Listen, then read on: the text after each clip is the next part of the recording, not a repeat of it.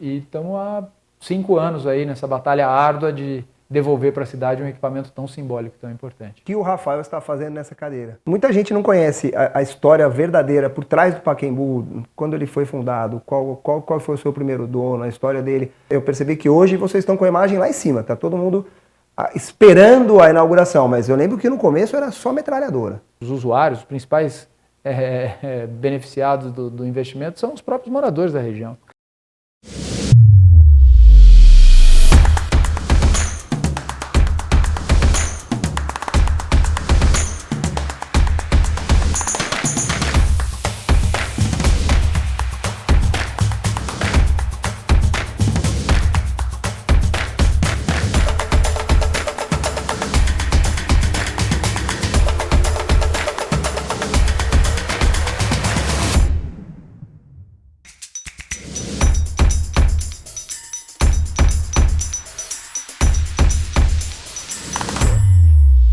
Fala galera do C3, estamos aqui hoje em mais um C3 Talks e hoje a entrevista é com o Rafael Carneiro Bastos, diretor estatutário do Mercado Livre Arena Pacaembu. Rafael, seja muito bem-vindo. Maravilha, Rodolfo. Primeiro, agradecer ao C3 pelo convite para o clube, parabéns pela sua trajetória, por tudo que você tem construído. Enfim, para falar rapidamente sobre a minha trajetória profissional, eu sou arquiteto e urbanista formado pelo Mackenzie. Comecei minha carreira com um convite, também com cara de pedido, do meu pai para o Emílio Callas, grande nome do mercado imobiliário. Ele, logo que eu me formei, ele me convidou para passar um período lá. Eu fiquei um ano com ele. E logo na sequência eu fui convidado pelo César Filho para ir para a OAS. Eu fiquei um ano na OAS, foi um ano super importante, tive bastante contato com empreendimentos maiores e com uma estrutura, uma companhia de grande porte. E aí em 2008, janeiro de 2008, eu fui trabalhar no Grupo Galvão, saí da OAS, então tinha ficado 2006, 2007 com o Emílio, depois passei um período de um ano na OAS, depois entrei no Grupo Galvão e fiquei lá por mais de 10 anos, com estruturação de projetos. Então era basicamente investimento privado em infraestrutura pública. Exatamente o que a gente está fazendo no Pacaembu. Sim. E sou muito grato a eles, aprendi muito, na verdade a todos eles, né? Tanto com o Emílio, quanto com o César Filho na OAS, tanto com os acionistas, né, do Grupo Galvão, a família Queiroz Galvão, o Gilberto Valentim e o Zé Rubens, foram sempre muito generosos comigo, me ensinaram muito. Eu fiquei um período durante a fase de recuperação judicial do grupo com um papel ali de vender os ativos para cumprir com o que estava previsto no plano de recuperação judicial. E foi nesse contexto que eu conheci o Eduardo Barella e conheci a Progem. A gente passou um ano negociando a venda de uma concessionária de rodovias, que eu era diretor estatutário, BR-153, que é basicamente a espinha dorsal do Brasil. No final desse um ano de negociação com a Progem, que tinha montado um consórcio, né, para conseguir fazer essa aquisição, né? Então eles tinham um player financeiro, estavam com a assessoria da Angra Partners e tinham uma chinesa, CRCC, em consórcio com a Progem. Poucos meses depois ele me convidou para entrar no conselho de administração da Progem. Eu assumi uma cadeira em 2018, estou lá no conselho até hoje. Foi minha primeira posição como conselheiro, eu só tinha trabalhado como executivo. Ele me convidou com esse desafio e o primeiro projeto que a gente resolveu estudar juntos foi o Pacaembu. A gente criou toda a tese de investimento e estamos há 5 anos aí nessa batalha árdua de devolver para a cidade um equipamento tão simbólico, tão importante. Maravilhoso. Tá aí então a pergunta do o que o Rafael está fazendo nessa cadeira. Tá um aí. Histórico que... Breve histórico. Nossa, mas que já te coloca pleno para esse tamanho de responsabilidade que você assumiu lá, né?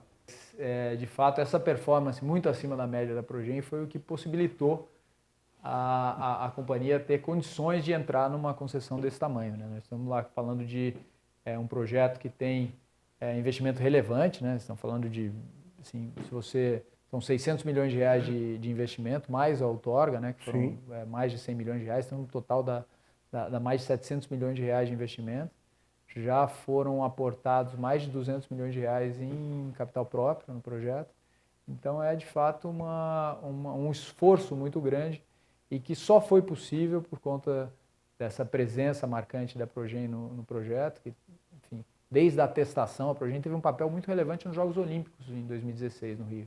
Sim. Ela foi responsável como o delivery partner, que é o termo em inglês, que é o responsável pelas infraestruturas temporárias necessárias à execução dos jogos, porque desde os Jogos de Londres em 2012, que se não se executa mais 100% das estruturas físicas, porque não faz nem sentido, porque depois fica aquela coisa do elefante branco, né? Aquela coisa...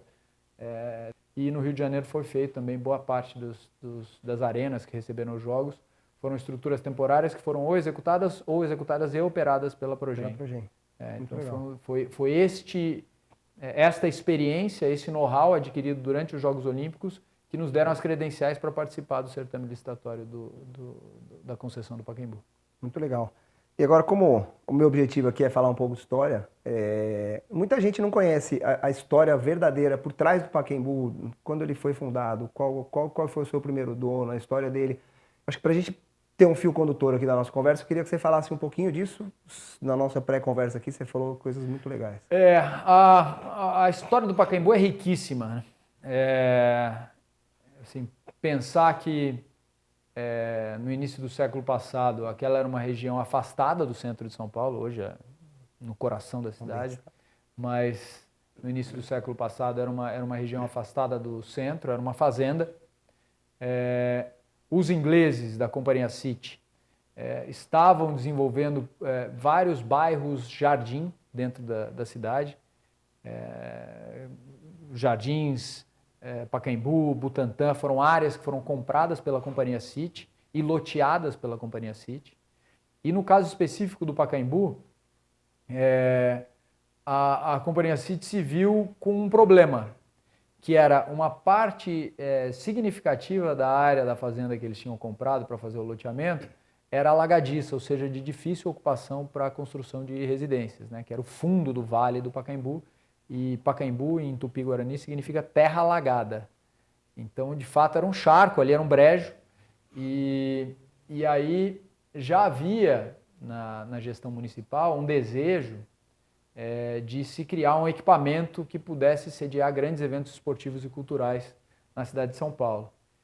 O então secretário de Cultura e Esporte, que era uma secretaria só, Mário de Andrade, tinha concebido a criação desse equipamento.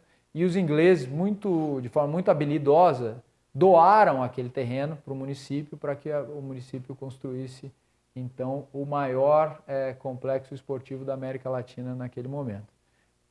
O Pacaembu foi um projeto... Que ano, mais ou menos isso? As obras começaram em 1936, a doação ela data do final dos anos 20. Tá. E a gente tem até, curioso, né, nas pesquisas históricas e no levantamento de documentos que a gente precisou fazer para ter o alvará, para poder fazer as obras, enfim, aprovar o projeto legal na prefeitura. A matrícula do Pacaembu ainda é um croquis feito à mão. Que legal. Algumas passagens curiosas, assim, de eventos históricos e de curiosidades sobre, particularidades, assim, desse equipamento que compõe, assim, a sua relevância, né, para a cidade de São Paulo. As pessoas que são, obviamente, apaixonadas pelo aquele espaço, é um equipamento público urbano de muita relevância, né? Tem muito significado, tem muita história, ele é ponto turístico, ele é equipamento esportivo, ele está assim, de uma forma muito profunda ligada à cultura e à história de São Paulo. E não só de São Paulo, do país. Sim, né? É o primeiro grande palco do futebol nacional. Os vascaínos que me desculpem, porque eles de vez em quando dizem que é São Januário, que foi construído um pouco antes e tal. Mas o Pacaembu eu acho que a gente tem que colocar ele num outro patamar, que talvez só o Maracanã tenha a mesma relevância histórica. E aí, por uma série de fatores, a gente entende que o Pacaembu acabou se destacando muito, e o que gera esse desafio adicional de ter que lidar com a opinião pública, né?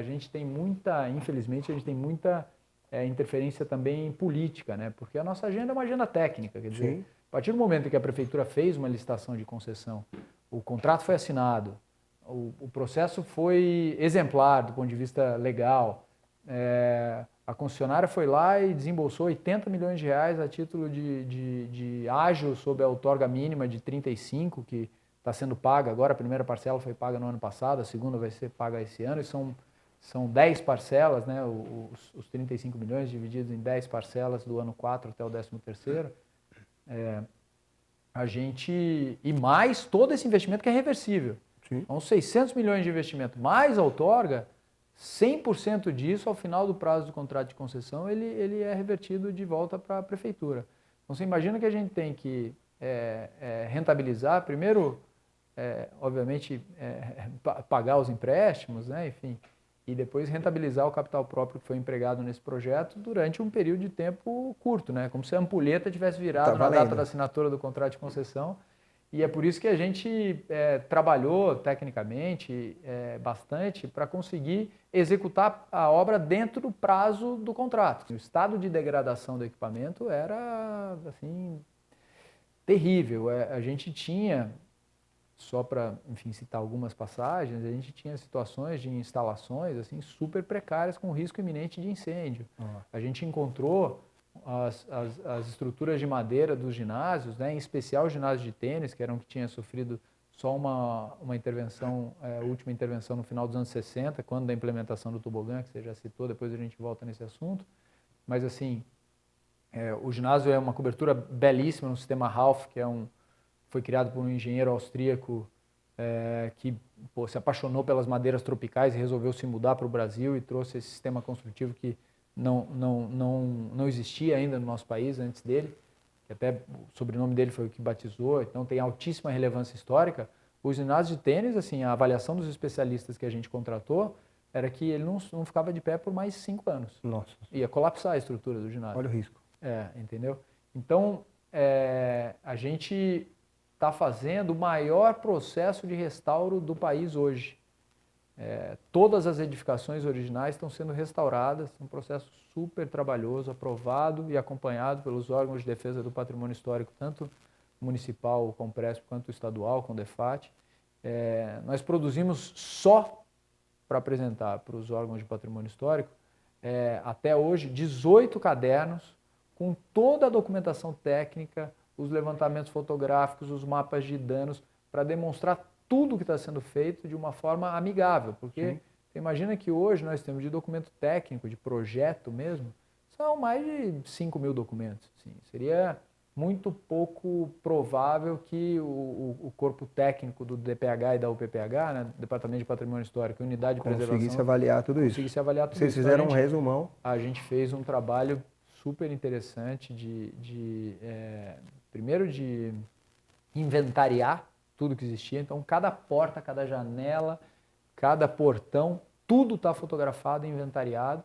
E depois, no inventário, a gente foi aprovando todos os aspectos e as partes do projeto, do restauro das argamassas, dos caixilhos, das estruturas de madeira, das estruturas de concreto. Tudo isso está sendo catalogado. Isso ajuda no processo de transparência, e aí acho que a transparência ajuda também. Um projeto desse tamanho, Rafa, não sei se a gente pode falar disso, mas estamos aqui entre amigos, eu vou perguntar. Você deve ter enfrentado, assim, é lógico que o que a gente vê na mídia deve ser 1% do que você deve ter sentido na sua cadeira ali. Opinião popular é um negócio difícil, porque ninguém está vendo, né, aquilo que vocês estão fazendo, eles têm o residual deles ali na memória, tem gente que tem saudade do tobogã, tem gente que tem saudade da concha acústica. Conta quanto foi difícil isso, as lutas, não vou falar contra, mas chocando com as associações de bairro, com a vizinhança. Como é que vocês lidaram com tudo isso? Porque no final da linha, eu percebi que hoje vocês estão com a imagem lá em cima, tá todo mundo esperando a inauguração, mas eu lembro que no começo era só metralhadora. Eu nem coloco um fim nessa fase, não. Eu acho que o desafio é constante até a gente inaugurar. E às vezes as pessoas têm uma leitura, elas têm uma leitura muito restrita, né, do que está sendo feito.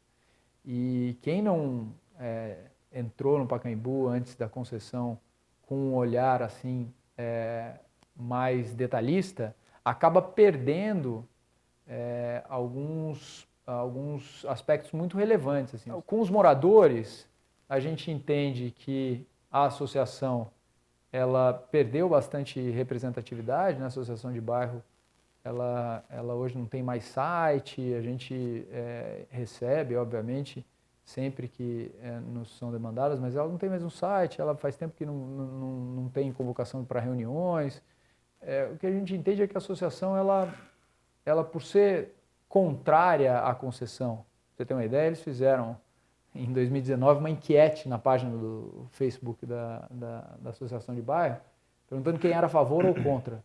Quando bateu 69% a favor, eles derrubaram a pesquisa. Então, assim, é óbvio que para os moradores do bairro ter um complexo, por mais que durante a fase de investimento que é agora, durante a fase de obra, você tem alguns transtornos, claro. Mas depois vai ser uma maravilha. Eles vão ser os primeiros, os maiores beneficiários, os primeiros a agradecer. Muito parecido, a gente acredita que vai ser muito parecido com o que aconteceu com o Pátio Higienópolis. Uhum. Quando o Malzone lançou o projeto, foi lá criticado, o pessoal fez passeata. O shopping inaugurou, o metro quadrado dobrou de preço, o pessoal do bairro passou a ter um espaço legal para frequentar, restaurantes, supermercado, farmácia, lojas, e o bairro abraçou o shopping. E hoje os usuários, os principais beneficiados do investimento são os próprios moradores da região. Claro, muito bom. Então, quem estiver em casa aí, quiser conhecer, ver se tudo isso que está falando é verdade, só Pacaembu está aberto, só visitar, espaço público, pode aparecer lá, que o Rafael vai estar esperando vocês. É isso mesmo.